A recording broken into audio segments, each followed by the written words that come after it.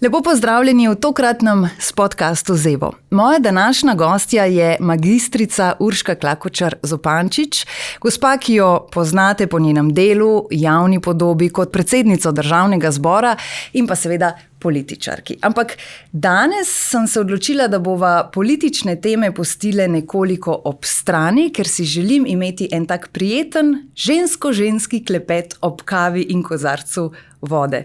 Urška, lepo pozdravljeni pri nas. Lep pozdrav in najlepša hvala za povabilo.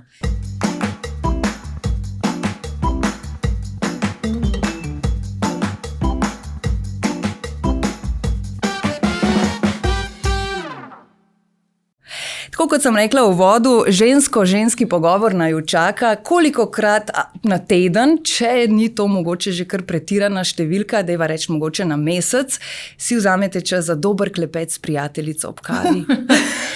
Ja, teden je bil pretiran, ne? Ja, verjetno bi res morala reči na mesec. Ne vem, če enkrat do dvakrat mogoče. Premalokrat? Premalokrat. Zagotovo premalokrat. Ste mnenja, da se lahko takšni klepeti s prijateljico ali prijateljicami, če jih je več, recimo zelo enačijo s kakšnim dobrim obiskom terapeuta in podobno, ko si vse povemo, ko delimo izkušnje, tegobe? Jaz mislim, da takšni klepeti so zelo pomembni. Ja. Premalokrat svoje skrbi delimo in jih odložimo, zato bi bilo prav, da ne pozabljamo na ljudi v svojem življenju, pa ne samo zato, da bi jim zdaj naše skrbi prelagali, tudi oni verjetno rabijo kdaj kakšen klepet. Tako da, ja, verjetno kar pozabljamo na ta medčloveški stik, ki lahko zelo pomaga. Danes je tako zelo popularno govoriti o psihoterapiji, pa ne vem, da se hodi k terapeutu in tako naprej, ampak ta psihoterapija je pravzaprav lahko že čisten tak človeški pogovor z neko znano osebo oziroma s prijateljem, s prijateljico, ali pa kaj drugega. Tako da ja, premalo si vzamemo časa, zato jaz zagotovo si ga premalo jemljem. Kaj bi rekli, da vas je v otroštvu najbolj zaznamovalo? Je to bila ljubezen do zgodovine, kaj drugega? V otroštvu sta me v bistvu dve stvari najbolj zaznamovali. Verjetno to, da sem bila majčkeno drugačen otrok. Nisem bila tako zelo družabna, kot morda zgledam danes. Zelo veliko sem v svojem svetu preživela in si slikala ta svet malo drugačen, kot je potem butnil vame, ko sem bolj resno vstopila van. In zelo veliko so me zaznamovali odnosi, ki sem jih imela z živalmi. Ja, mogoče je bilo ravno to, da sem se počutila nerazumljena od ljudi, od svojih vrstnikov itak, sploh pa tudi od starejših. In sem potem nekako iskala stike z bitji, ki me niso čisto nič ocenjevala, nič obsojala, nobenega pogojevanja ni bilo, tako da sem imela tako en tak poseben odnos z živalmi. Bi zaradi tega, kar zdaj naštevate, rekli, da je potem spomin na tisto osnovnošolsko obdobje bolj grenak? Bom rekla grenko sladek. Zdaj tista čisto začetna osnovna šola je še malo otročja. Potem, ko pa začenjaš počasi vstopaš v puberteto, tisto je pa bil kar malo, bom rekla, je bilo malo bolečeno. Da sem se dostikrat počutila tako nerazumljena, odrinjena, osamljena. Zdaj ne vem, mogoče je to pač del odraščanja, in vsi nekako čez to gremo. Ampak nekako sem se zelo težko vključila v neke večje skupine, tako da sem bila en tak mali samotar, pravzaprav. In jaz sem družbo pravzaprav našla, kot sem rekla, z živalmi, pa v knjigah, pa potem sanjarjenju. Tako da verjetno me je tudi to malo izoblikovalo. Ampak zanimivo, omenjate to samoto, v smislu, morda sem pa bila malo samotar, po drugi strani pa dobivamo vseeno občutek, da pa ste že od nekdaj zelo ekstrovertirani, da ste radi med ljudmi, da radi poveste tako, kot mislite. Ja, jaz mislim, da to pride potem z življenjem samim. Ne. Življenje se ti pač zgodi in ti v nekako tem kaosu, ne, pač poskušaš najti svoj prostor, poskušaš biti sprejet, ne, in vsak se s tem spopada na svoj način. Jaz sem imela tudi nekaj takih življenjskih izkušenj, ki so tudi pol doprinesle, ne, da sem se malo bolj odprla, začela več stvari deliti z ljudmi, in sploh, da sem, bom rekla tako, začela ljudi tudi bolje razumeti, ker ko sem jih začela bolje razumeti, ne, sem jih tudi začela imeti bolj rada. Tako rečemo, ja. In posledično verjetno najprej tudi sama sebe. Ja, to je pa tisto, na kar velikokrat pozabljamo, ne. Ko si želimo, da bi nas okolica sprejela, moramo najprej sprejeti samega sebe. To se pravi, kako boš ljubljen, če nimaš rad samega sebe. Ne? In ko se enkrat sprijazneš sam sabo, pač ko sprejmeš sebe takšnega kot si, to se pravi z vsemi slabimi in dobrimi lastnostmi, z vsemi napakami, z vsemi nepravilnostmi, ne?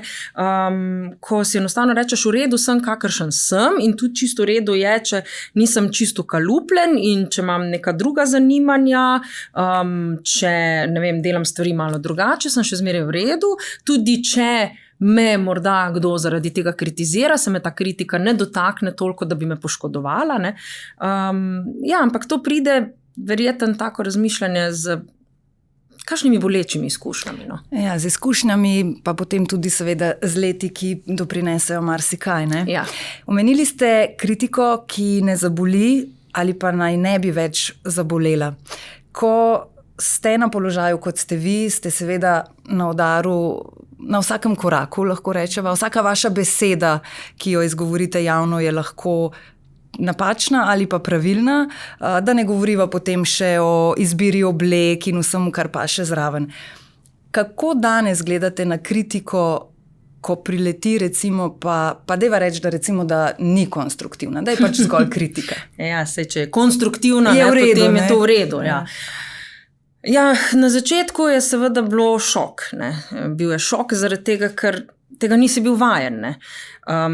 Čeprav seveda si v življenju bil ocenjevan, ne, ampak tako ostrih in grobih kritik na stvari, ki jih pa pravzaprav včasih sploh ne moreš spreminjati, ne, ali pa jih sploh nimaš pod nadzorom, to pa je bilo res nenavadno, ne, meni, ne, ker sem prišla pač iz sveta, kjer se to ni dogajalo. In pravzaprav jaz sem bila, ne bom rekla naivna, ne, ampak dobro namerna. Ne, tako, a veste, jaz sem enostavno v sebi nimam slabih namenov in nekako se mi je zdelo, zakaj bi drugi ljudje imeli neke slabe namene, če jim pravzaprav nič žalega ne želim. Ne. Tako da sem bila tukaj malo presenečena. No, potem pa, tako kot marsikdo verjetno, ne, sem tudi jaz dobila malo bolj debelo kožo, ne, in se me take stvari več ne dotaknejo.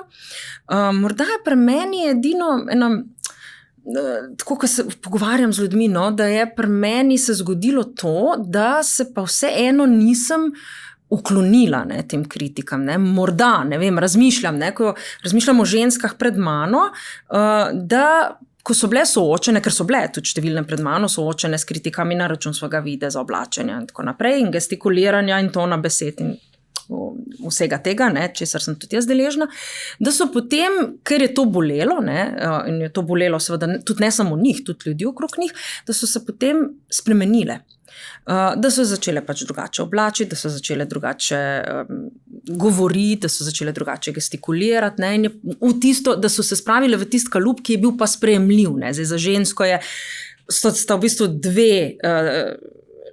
dve poti, ne, in ena je, da se predstavi kot ženska, ki je tradicionalna, ne, to se pravi mati ali pa babica, ki skrbi za otroke in za svojega moža.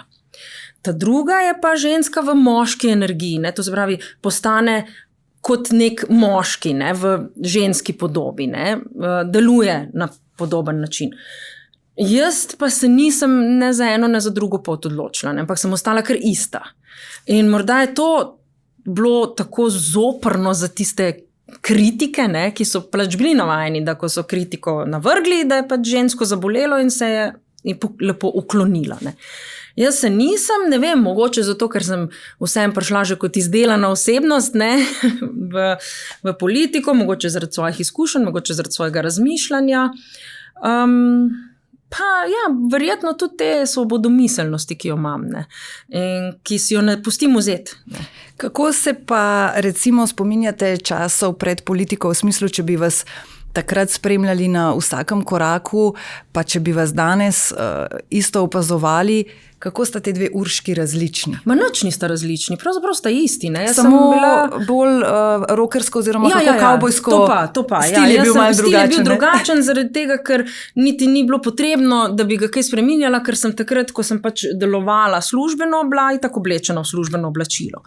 Tako da, kaj veliko nisem bila drugačna. Ne? Še zmeri sem imela zelo jasna stališča, še zmeri sem v svoji stroki delovala zelo naravnost, ne vem, kako bi rekla, ne, zelo tako odločno, pa načeloma pa sem bila vesela življenja, no, kaj ne rečem, pač tako vesela, da živim, da mi je dan čas in da čim več neke te pozitivne energije prinesem tudi med druge ljudi, ne, tako da jaz kakšne prav velike spremembe pri sebi ne zaznam, niti mi drugi niso rekli, to se pravi tisti, ki so z mano že dolgo časa, ne, marsikdo mi recimo reče, tako mi je všeč, ker se nisi nič spremenila, ker si ostala ista, delaš iste stvari, družiš se z istimi ljudmi, bereš iste knjige, ne vem, hodiš na iste počitnice, ne, deluješ popolnoma isto v različnih krogih, tako da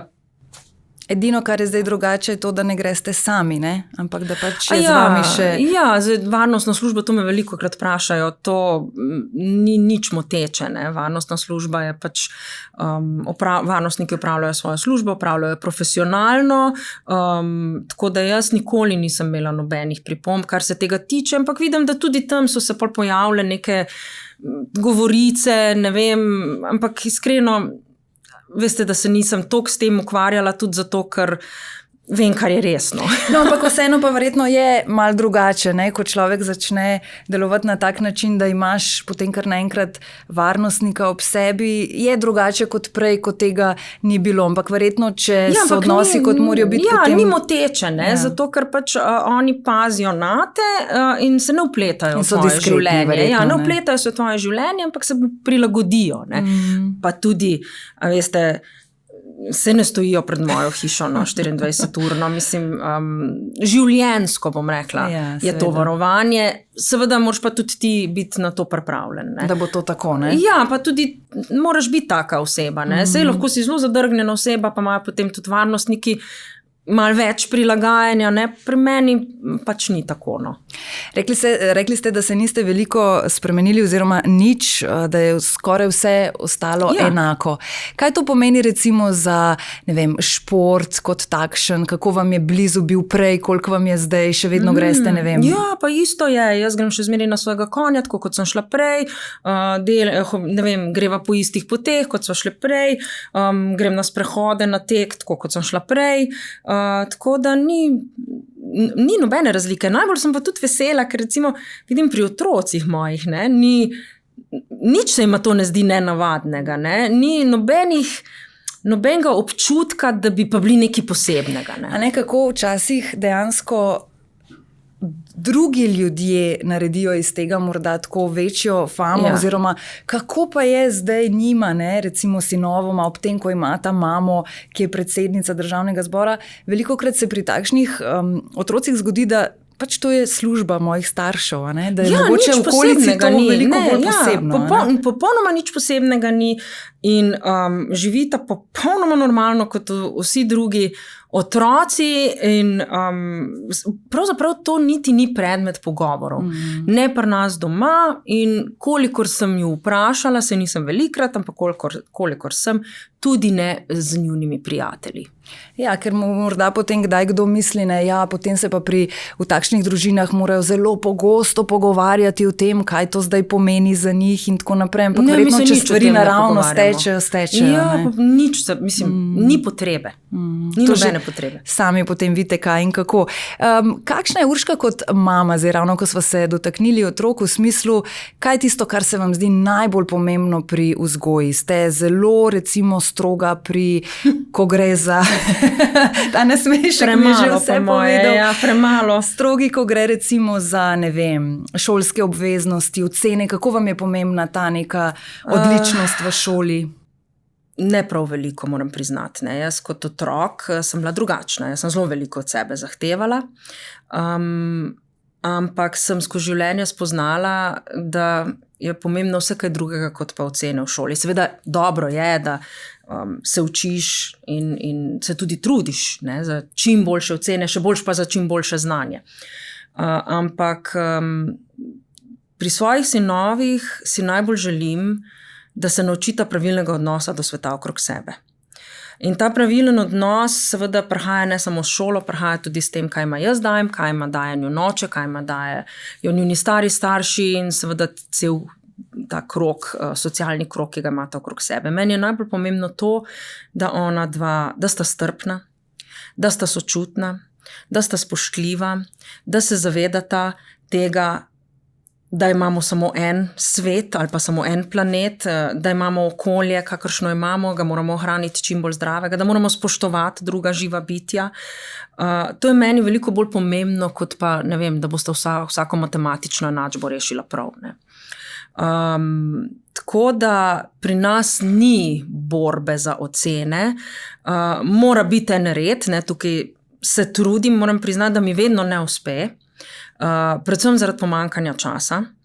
Tako da tukaj bom morala najti eno rešitev, moram čisto iskreno povedati, ker je vseeno sta zdaj v zadnjih letih ali pa zadnjih razredih osnovne šole, ko pa je vseeno kar pomembno, ne, pač tudi ocene so bolj pomembne, ne, potem zaradi vpisa na srednjo šolo, v srednjo šolo, ampak bolj kot to mi je pa recimo pomembno, da vesta, da poznata različne religije, da poznata različne narode, da poznata različne kulture, da vesta, kako je nastal svet nekako, ne, da vesta, kako se je razvijal, take stvari, ki jima bodo v življenju prišle prav, pa ne prišle prav, ampak ki jo bodo pravzaprav razvijale, ne, in da bosta postala človeka s pravimi vrednotami. No. To mi je zelo pomembno in velikokrat sem rekla, če jo bom naučila pravilnega odnosa do sebe in do sveta okoli sebe, potem sem kot mati naredila vse. Ja, ker včasih lahko vidimo odlične ocene in vse najboljše, potem pa ne dobimo niti dober dan. Ne? Ja, Osnova, mislim, ocene koncev, nič ne povedo o človeku kot takem. Ne? Veste, bom povedala, jaz ko sem seveda raziskovala recimo čarovniške procese na Slovenskem, ne, tam 16-17 stoletje, sem izvedela, da so bili deželni sodniki, krvni sodniki, tisti, ki so zažigali, ne, ženske na grmada, to so bili najbolj učeni ljudje. So bili pravzaprav, kaj naj rečem, najbolj izobraženi ljudje, ne, in največji sadisti. Tako da seveda ne gre tega nikakor enačiti, ne vem, človeške dobrote z izobrazbo, kje pa.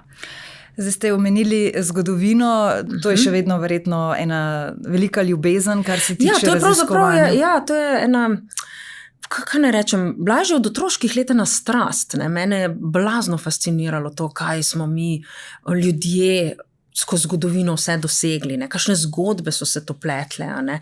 Kaj je pravzaprav spreminjalo svet in kaj je spodbujalo razvoj. Tako da, jaz velikokrat rečem, ne, zdaj posegamo po knjigah, pa gledamo filme o prihodnosti, ne? Pa ne vem zakaj, ker imamo toliko dobrih zgodb iz preteklosti, pa še resnične so. Ne? Tako da, jaz imam rada zgodovino, zaradi tega, ker menim, da zgodovina je učiteljica življenja, ampak jo je treba poznati, in se iz nje tudi kaj naučiti. Žal pa smo mi slabi učenci. Večkrat pademo na kakšnem izpitu, ne? Ja, zelo veliko. Krat se mi zdi, da kar vsaka generacija mora imeti eno svojo lekcijo. No. Tudi v svojih 2 romanih ste šli v preteklost, ne? Bi kdo pričakoval, da ne, da boste, tako kot ste rekli, šli v prihodnost ali pa pisali v zdajšnjih časih, pa temu ni bilo tako. Kaj vam je dalo to pisanje? Zdaj, o samih romanih ste že velikokrat tudi sami spregovorili, ampak kaj pa je tisto, kar vam je dalo takrat, ko ste se usedli in spravili k pisanju? To je tudi ena vrsta psihoterapija, ne? Da izliješ iz sebe vse tisto, kar se v tebi nabira, vsa svoja občutenja, misli, razmišljanja, in to spraviš v eno zgodbo, ki je še zanimiva, recimo, ne? Začinjena na tak in drugačen način, to se pravi privlačna za bralca, hkrati podaš nekaj svojih misli in pa tudi nekaj znanja, ne? Vse seveda na poljuden način, in to podeliš z bralci z namenom, da pa ne samo, da preberejo neko dobro zgodbo, ampak da se tudi kaj naučijo. Ne? Ker če se bodo iz tega kaj naučili, bodo morda na nekatere stvari v svojem življenju pogledali drugače. Ko ste pisali, ste velikokrat razmišljali, ko je recimo bil čas za nov odstavek, bi napisala tako, ampak joj ne, bralcem bi bilo to bolj všeč. Ne.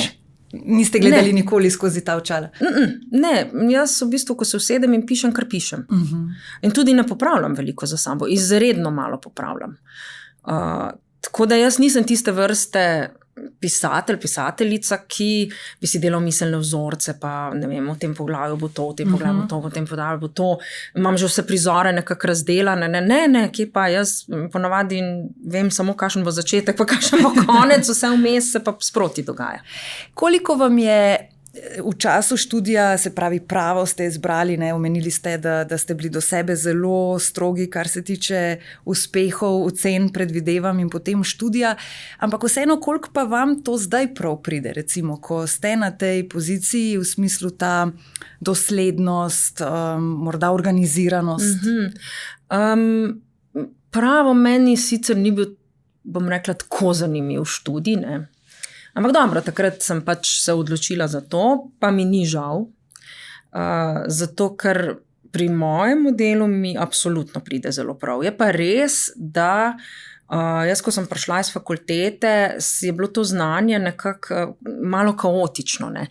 Šele potem, ko sem šla delati, konkretno delati, predvsem pa na sodišču, ne, to je bila zame najboljša stvar, da sem šla res na sodišče in ostala toliko časa, da sem si v bistvu resnično lahko dobro zorganizirala to znanje. Ne.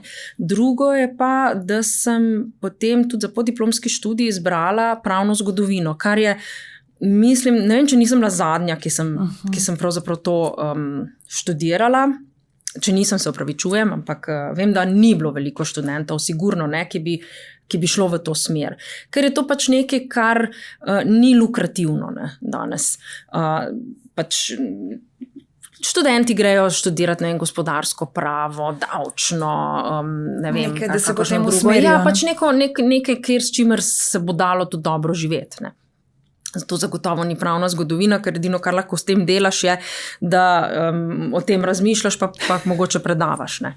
Ampak mene je pa res zanimalo, ne, seveda že s tistim, da me že tako zgodovina zanima, kako se je pravo razvijalo, kako je vplivalo na človeštvo, na razvoj človeštva, kako so pravni instituti nastajali, a ne, kakšni so bili postopki včasih in danes, zakaj imamo danes take postopke, kot jih imamo, a ne, kako smo mi recimo iz nekih postopkov grozljivega mučenja in usmrtitev prišli do humanega kazenskega prava, ne, to se pravi ena zelo velika sprememba, ne, še zmeraj imamo pa recimo pa tiste civilno pravo, imamo pa še zmeraj pravzaprav isto, kot je bilo že davno, ne, celo lahko govorimo o prazgodovini, ne, recimo dedovanje, posojanje in potem vračilo in tako naprej, in sklepanje različnih poslov, ne, med ljudmi, to je pa še kar prav na istih temeljih, ne, seveda.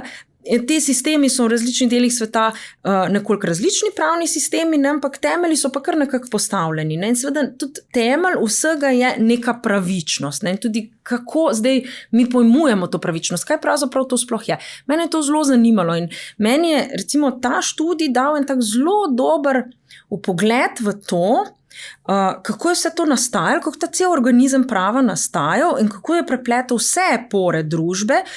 In zato morda jaz danes v Državnem zboru lahko delujem zelo odločno, ko pač razložim nek institut in takrat rečem, namen tega instituta je tak in tak, ker morda pa vem, zakaj je nastal ta institut, kako se je razvijal, kaj je na njega vplivalo in čemu je namenjen. In zato jaz bom rekla tako, si upam reči, vi zlorabljate ta institut, ker ni temu bil namenjen. In danes, pa kadarkoli pravzaprav, ni pravo to, da ti prebereš eno določbo in se ti zdi, da veš, kaj ti želi povedati. Tudi določbo moraš znati razumeti, jo moraš poznati, dati v kontekst celotnega pravnega reda, da pravzaprav ti dobiš njen pomen. Ker sicer se potem ne bi pravnik uporabljali, če bi vsi lahko prebrali samo in bi v bistvu rekli, se to je pa to, to je pa to. Ni čisto tako. Življenje je tako kompleksno, tako nepredvidljivo, da ga ti ne moreš z pravom, ki ga mi ustvarjamo danes, v celoti zajeti. Moraš pa urediti, moraš ga življenje treba nekako urediti. In to je tisto, kar pravzaprav pravniki delamo. Zdaj, ob tem, ko ste to povedali, sem dobila 1001 vprašanje, pa bom šla kar po vrsti. Kako pogosto se vam zgodi, da ravno to, o čemer ste zdaj govorili, imam kar nekaj prijateljev, ki so pravniki. In vidim dostikrat eno podobnost med njimi in to je ta, da tudi v zasebnem življenju, ko pride do nekega čist normalnega vprašanja, recimo lahko se gre za kakšne, šolske obveznosti otrok ali kakorkoli, imajo zelo radi strukturirano, če bo to tako, če ne bo tako, bo tako.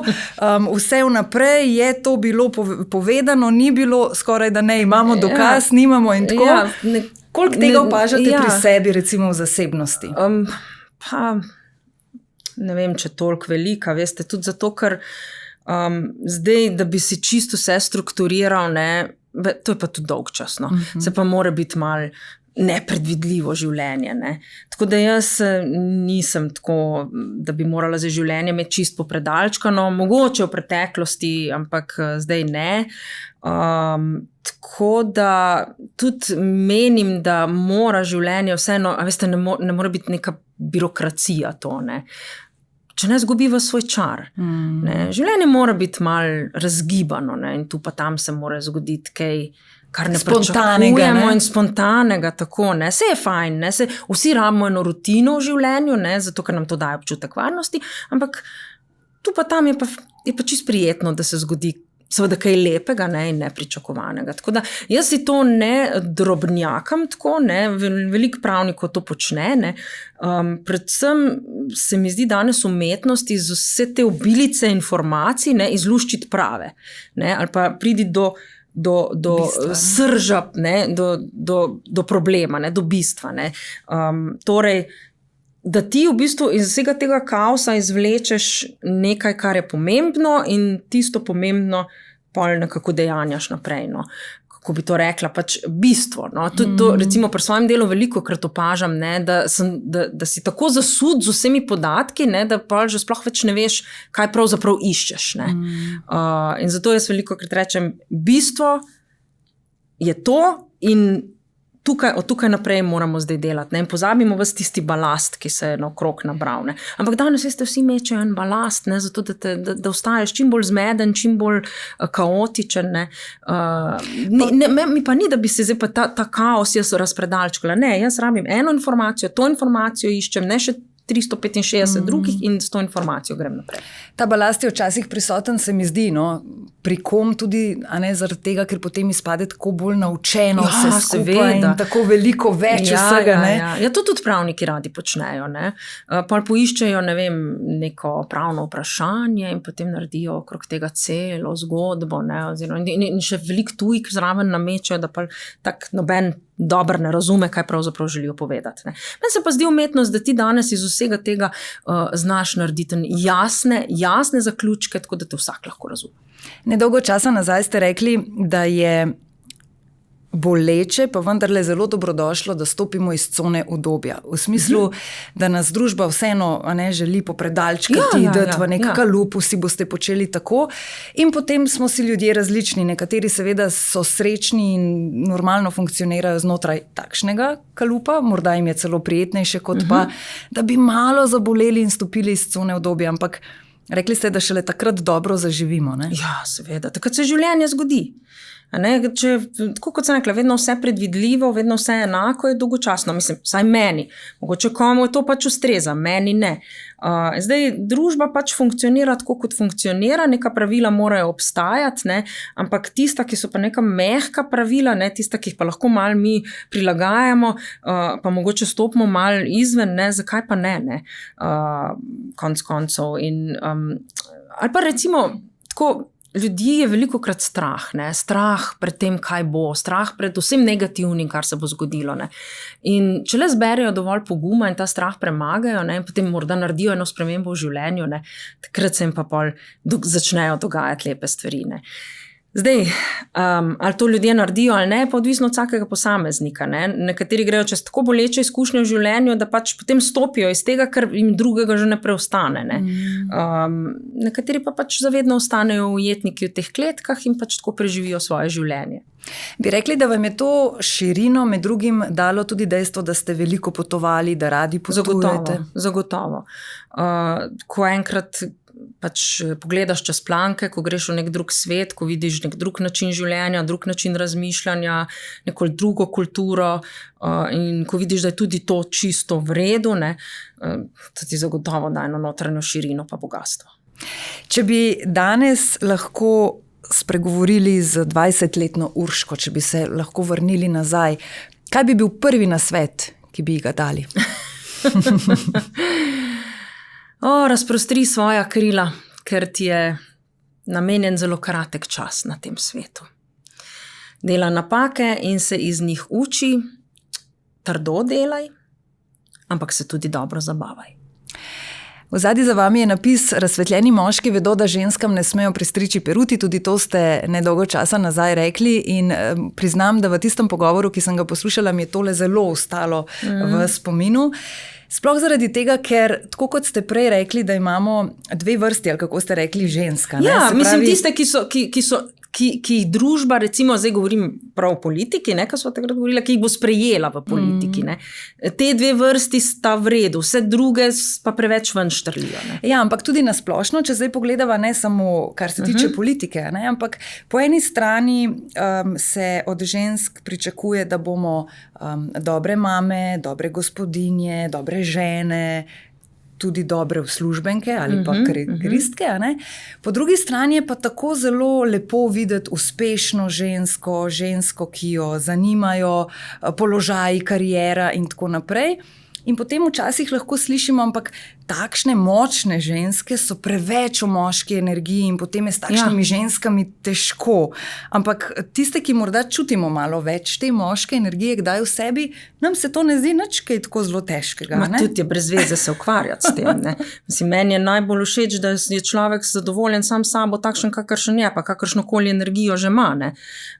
Meni osebno, ne, recimo, nikakor ni ustrezalo to, da bi jaz šla v neko bolj moško energijo, ne? Ampak da še zmeri sem takšna, kot sem, to se pravi, če želim biti malo bolj odločna, sem malo bolj odločna, če želim biti malo bolj nežna, sem malo bolj nežna, ampak sploh se ne bi tukaj opredeljevala, ali to je moška energija ali ženska energija, pač to je moja energija, ne? In meni ustreza in jaz z njo nikomur ne škodim in pač deal with it, ne? Ne, pač žal, ne gre drugače, ker jaz se najverjetneje ne bom spremenila, ker če se bom morala spremeniti, bom nesrečna. Jaz pa ne bi želela nesrečno preživeti tega življenja. Ne? In zdaj, če pač imaš s tem problem, potem tudi jaz sem se morala nekako sama sebe prepričati, da to je pač problem tistega, ki ga ima, ne pa moj. Ne? Težko nam je tudi, ne? Ker smo tako pogojeni, da smo tako odvisni od mnenj drugih ljudi. Ne? Mogoče tudi to meni malo pomagalo, da sem prebrodila tiste začetke teh obmetavanj z blatom, ne? Sej to poslušalci in gledalci to seveda vedo, da zagotovo to ni bilo zdaj čist lahko, ampak pa na koncu, ko sem pa si sama sebi rekla, ok, jaz takšna, kakršna sem si v redu, delam tisto, kar menim, da je prav, vedno pazim, da ne škodujem drugim s tem, torej, če ima kdo s tem problem, ga pač ima, ne? Hvala Bogu, pa to se pa tudi zavedam, da živim v takem delu sveta in v takem času, da tukaj sem lahko to, kje druge pa morda ne bi mogla. Pa na drugi strani, da pač ljudje imajo lahko svoje mnenje, kakršnokoli že je pa seveda zelo pomembno, na kakšen način ga potem delijo in zagotovo, izražajo. Ja, ne? mislim, zaradi tega, ker dobro, zdaj mene to ne bo več zadelo, ne, koga drugega pa bo in jaz bi si želela, da bi ženske stopale po vsem, ne bom rekla zdaj po moji poti, ampak po takšni poti, kot jo tudi jaz zdaj hodim, po kateri jaz zdaj hodim, ne? Da se ne bi ustrašile tega, ne? In da nekako vedo, da vse to, kar prihaja, ne? in se poskuša na njo vplivati z takimi komentarji, da se zavedajo, da to niso one, in da poskušajo to nekako odvreči sebe, ne? Biti toliko samozavestne, da lahko stopajo naprej. Ni pa lahko, ne? Ni lahko. Ker mi živimo v družbi, mi si želimo biti sprejeti, seveda ni lahko poslušati takih stvari, ne? Tudi sploh, če imaš bližnje, ne? Sorodnike, prijatelje, ki to poslušajo, so prizadeti, ne? Je potrebno kar precej moči, notranje moči in poguma. Ne vem, prav težko mi je časi odgovoriti, kako se jaz s tem lahko spopadam in še kar grem naprej in še kar sem takšna, kakršna sem. Zato, ker se mi zdi, da se to kar zgodi. Zdi se mi, da, tako kot ste prej rekli, ne, neki so izkušnje, nekaj so tudi seveda leta izkušnje, ki vse to prinesajo in da to ni. Sama dobim velikokrat vprašanje, Eva, a je to kakšna metoda, a si ti obiskovala, tako kot smo prej govorili, terapeuta, a si bila pri kakšnem guruju in tako naprej. Ampak zdi se mi, da se to, vsaj zase lahko rečem, zelo tako spontano zgodi. Jaz mislim, da sem se eno jutro zbudila in da sem začela gledati svet nekoliko drugačen. Kaj se je pa vse prej zgodilo, pa verjetno res te neke izkušnje. Ja, pa naredile smo tudi napake kakšne, a ne? In smo se iz njih kaj naučile, ne? Torej, nismo bile na to, da ne bi bile pozorne na te stvari, ne? Seveda delamo vsi napake in smo se iz teh tudi kaj naučili in potem v naslednji situaciji pač naredile boljše. In si znamo tudi sami sebe odpuščati in smo zadovoljne s sabo takšne, kakršne smo. To je najhuje za tiste, ne, ki potem te poskušajo na tak ali pa drugačen način upogant. Da pravzaprav ti si zadovoljen s sabo takšen, kakršen si in da se te to pač nekako ne dotakne.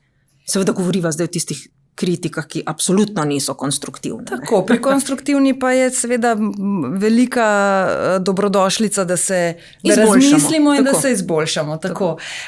Se veste, da ne moram mimo rdečih salonarjev, to je bila prva stvar, ki sem jo tudi danes pogledala, ko ste prišli. Ja, danes pa nimam, Ampak v bistvu v prvi vrsti ne toliko spet o tisti zgodbi, ki ste tudi že večkrat povedali, da je to bil zgolj slučaj in da jih sicer nikoli ne bi sploh obuli, ker vam niso bili všeč. Ampak bolj sem se zaradi salonarjev želela ravno navezati to, kar sem že na začetku mečkano se dotaknila.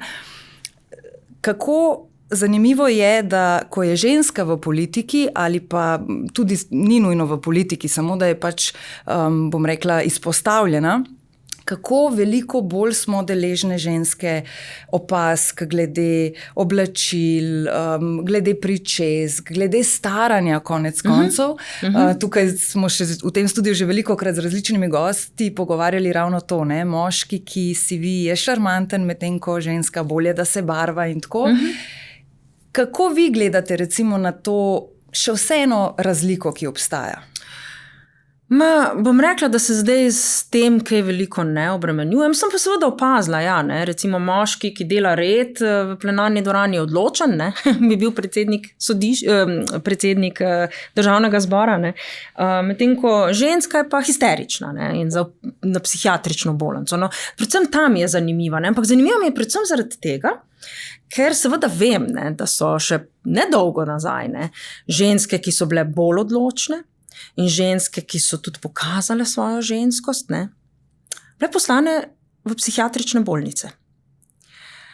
Ja, in ko sem v bistvu sama bila tega deležna, nisem mogla verjeti, da ob vsej emancipaciji, ob zapisani pravici oziroma svoboščini v ustavo o svobodnem odločanju o lastnem telesu oziroma rojevanju otrok, ob dostopnosti delovnih mest in položajev, ob vsem tem, ko govorimo o enakopravnosti, potem, ko pač,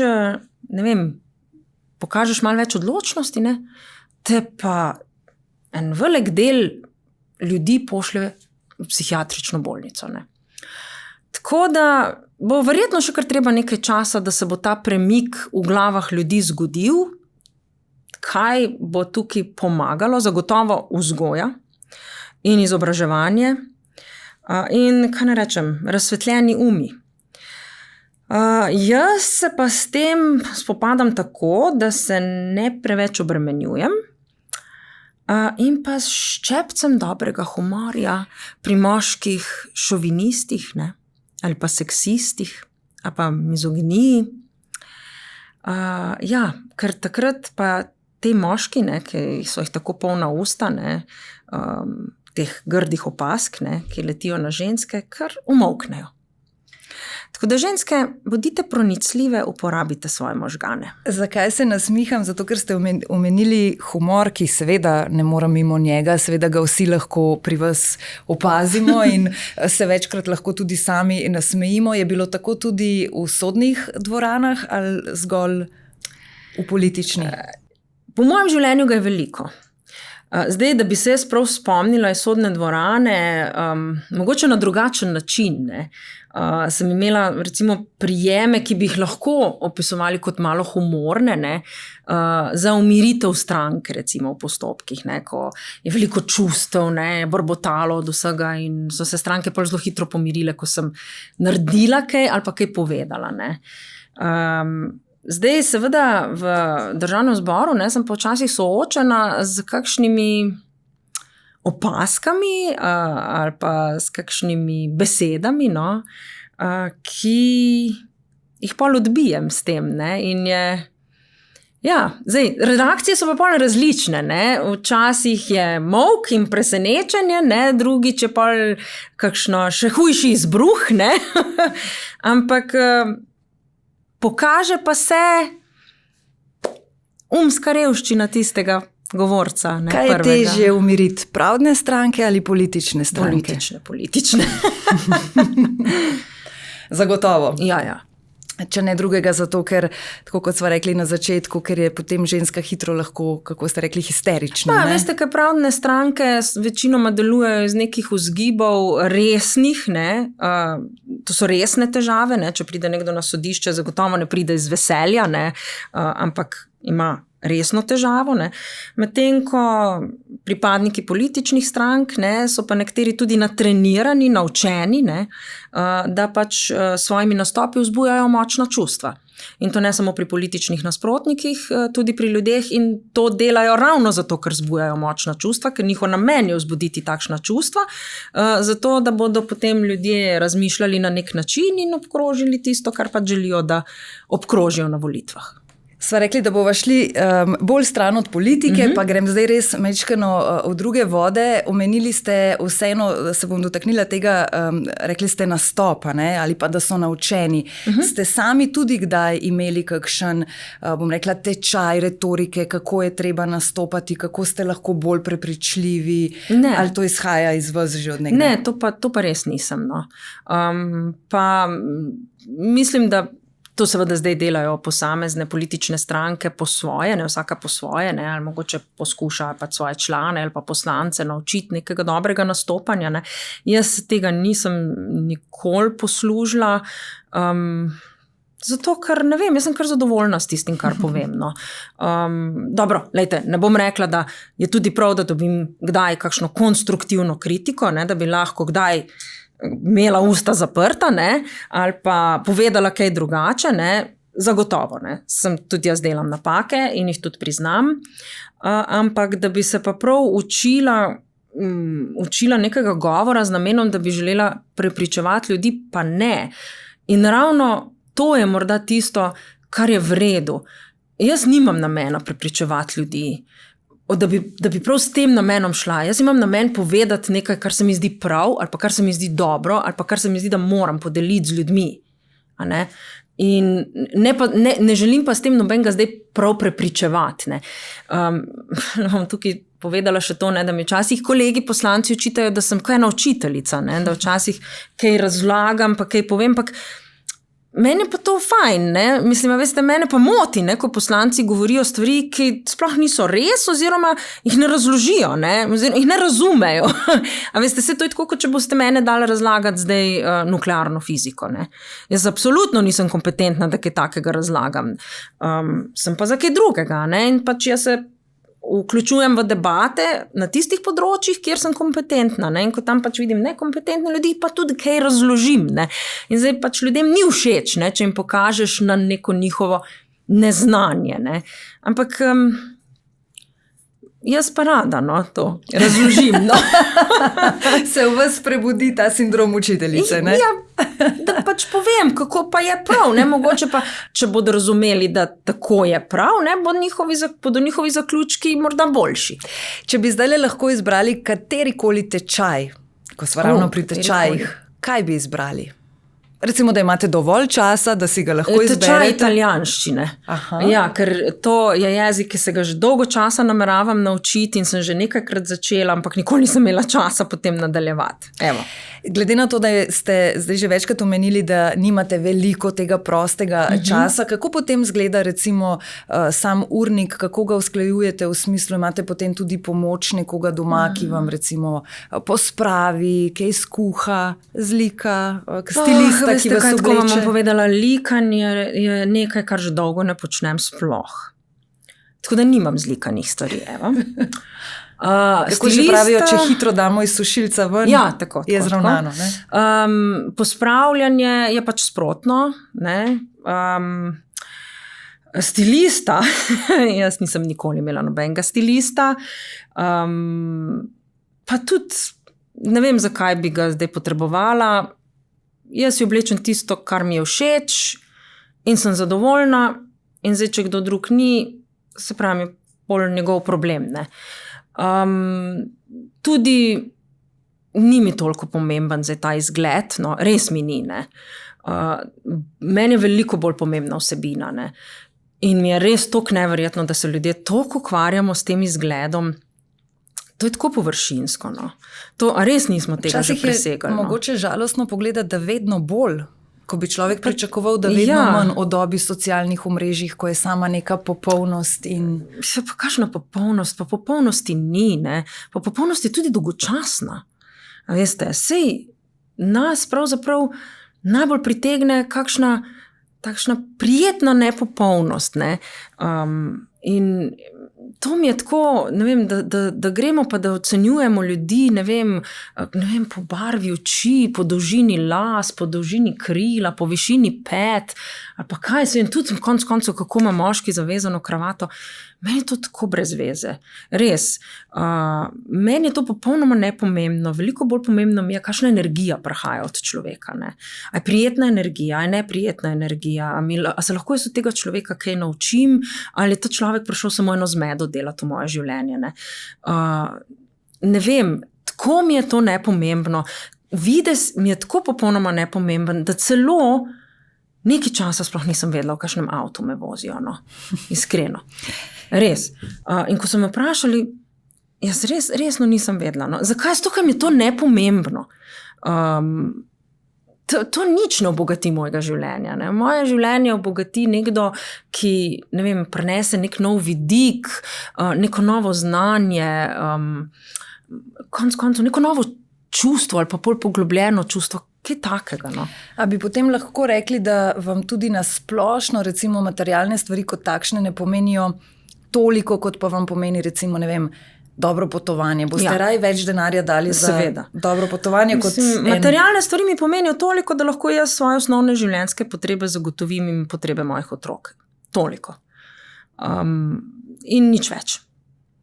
In dejansko težko razumem ljudi, ki kopičijo materialno. Ne? Res.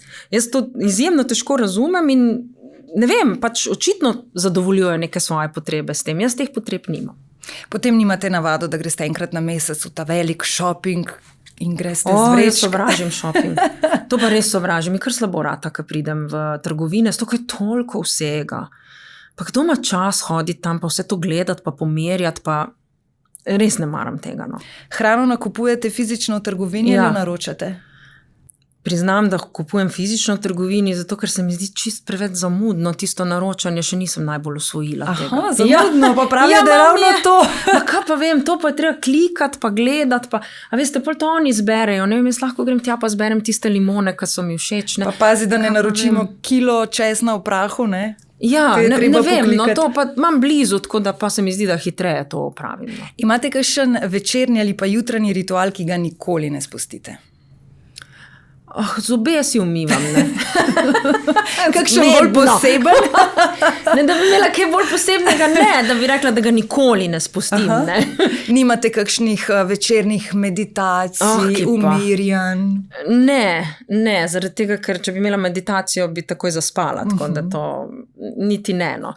Se pa zgodi, da včasih malo pač obsedim pred televizijo, pri kakšni oddaji, kjer ni treba preveč uporabljati možgan. Aha, da se sprostite? Ja, mislim, ne gledam kakšnih, lejte, velikokrat gledam tudi kakšne dobre dokumentarce, dobre filme, ampak včasih pa še kaj, kjer ni treba nič razmišljati. Ne. Katera je pa kakšna zadnja takšna? Ja, pa to so kakšne resničnostne stvari, tako, ampak niti niso naše, so tuje. Tako, ampak to samo to, da malo poslušam, ne, pa malo gledam življenja tistih ljudi, pa so mi zanimiva, ne, ker to so ponavadi veliko, mislim, tako bom rekla, ponavadi so tudi ljudje, ki so malo drugačni, ne, izstopajo malo iz množice, pa so mi zanimivi, pa malo pospremljam. Kaj še tisto, kar najrajši naredite takrat, kadar je tega političnega kaosa okrog vas preveč? Kje najdete svoj mir, svoje, bom rekla, svojo srečo? Doma. Seveda ne. Zdaj, če bom rekla pri otrocih, ne, bo to smešno, ne, zato ker ima 2 otroka, ima ta ogromnega učenja in se moram z njima učiti, da to ni ravno mir. Ne. Seveda pri partnerju, da se malo umirim, pa pri svojemu konju. Še vedno, ne? Ja, seveda. Terapija to res je terapija, velika, pa je pa malo tudi adrenalina. Ne. Tako da... Kdaj vas je pa najbolj strah? Ali pa kdaj vas je bilo morda najbolj strah? Najbolj me je bilo strah takrat, ko res nisem vedela, kako se bo končala tista težka pot, ki smo jo prehodili z enim od mojih dvojčkov, ko nisem vedela, ali bomo uspeli zajeziti epileptične napade, ki so bili kar pogosti pa kar hudi. Takrat me je bilo dovolj strah, bom rekla, toliko dovolj me je bilo strah, da me zdaj ni več strah. Ko gre človek čez kakšne takšne težke preizkušnje, verjetno tudi strah dobi popolnoma drug... Prioritete se ti uredijo v trenutku. Omenili ste Urška partnerja. Bi rekli, da je v teh letih zdaj ljubiti drugače kot pri 20-ih? Zagotovo, zato ker dobro veš, da tvoj partner nima samo dobrih lastnosti, da ima tudi drugačna zanimanja od tebe, da ima tudi drugačne navade, ker je že toliko časa na svetu, ne? Da jih je že dobro razvil. Da jih je dobro razvil, tako. Zavedaš se tudi, da ima drugačne poglede na svet in v takem razmerju mu pustiš, da je, kar je. Da ima svojo svobodo, da živi tako, kot želi živeti. In seveda pričakuješ, da bo pri tebi enako. Da ti bo pač tudi partner pustil svobodo, da bo živel tako, kot ti želiš. Torej, ni pričakovanj pretiranih, ne. Tudi prilagajanja je toliko, kolikor obadva nekako sta pripravljena se prilagajati. Ne. Predvsem je pa zavedanje, da stvari ne bodo idealne vedno, in tudi, da vklapljaš razum takrat, ko se ti zbudijo čustva, kot so, recimo, da se razjeziš, ne, pa takoj vklopiš razum, hej, ne, počakaj, ne eksplodiraj, ne, pomisliš, ne, zakaj se je zdaj to zgodilo, ne, pa morda tudi to, ne, da si rečeš, zadeva bo, kakršna bo. Jaz se trudim da bo lepa, kaj pa bo pa življenje preneslo. Pa verjetno tudi ta razlika, ne, da že znamo biti tudi sami in da je v bistvu vstopiti v en odnos samo še neka češnjica na smetano, ni pa več nuja, morda. Tako. In da takrat se morda res znaš pogovarjati s partnerjem. Pogovarjati, ko pridejo neke napetosti, neka nesoglasja, da se pač ustaviš, dvakrat vdihneš in se pogovoriš in ni tistih, kako ne rečem, tako kot smo mladi, ko pričakujemo, da smo dobili zdaj princa na belem konju. Da bomo živeli pravljico.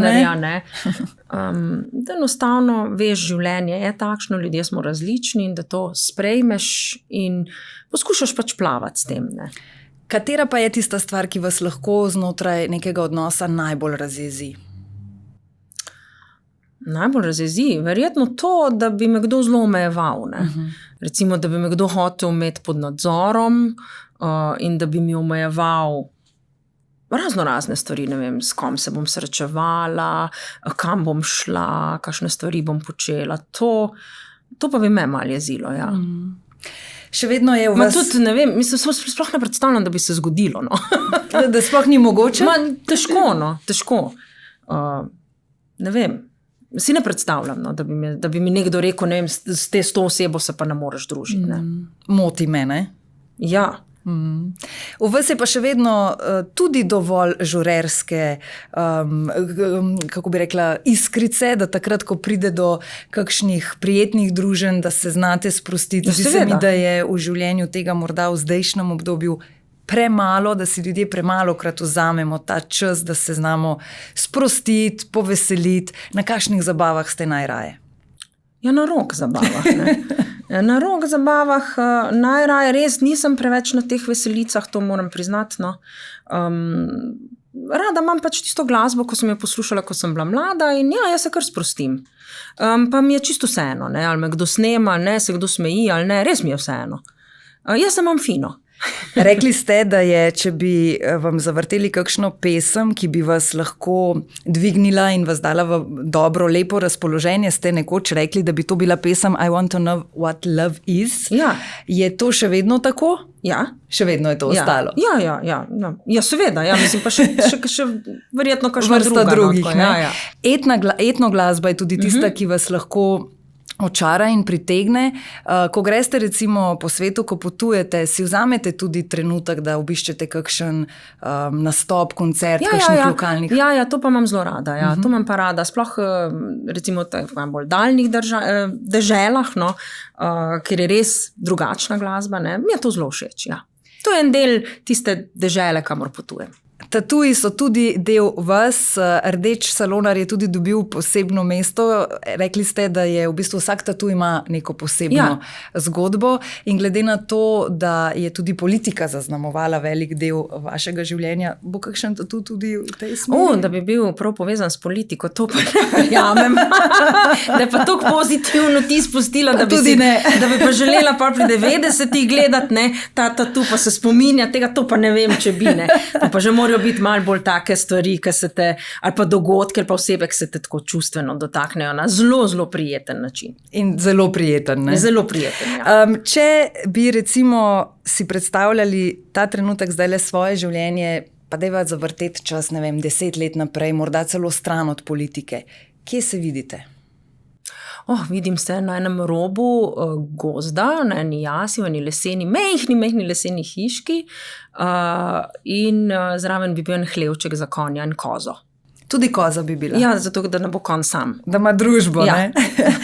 Čisto ob koncu, Urška, kaj bi rekli vsem damam, ženskam, puncam, morda puncam predvsem, ki poslušajo in so poslušale najin pogovor, katero, bom rekla, vodilo za življenje bi jim dali? Kaj je tisto, kar mislite, da včasih mlada ženska pozabi, pa je super, da sliši? Predvsem, da naj bo to, kar je in da naj bo zadovoljna sama s sabo, ker vse tisto, kar je dovolj. In da naj ne bo perfektna, zaradi tega, ker popolnost, kakorkoli si jo že predstavlja, je dolgočasna. ona pa ne bo dolgočasna in ne sme biti dolgočasna. In naj uživa v življenju, ker je kratko. In naj si ga ne komplicira s tem, kaj bo oblekla in kaj vse bo dala nase in da bo ugajala drugim. Predvsem mora ugajati sama sebi, ker ko bo ugajala sama sebi, bo vse drugo prišlo samo od sebe. Urška, najlepša hvala, ker ste si vzeli čas. Hvala vam za iskren pogovor. Hvala vam za povabilo.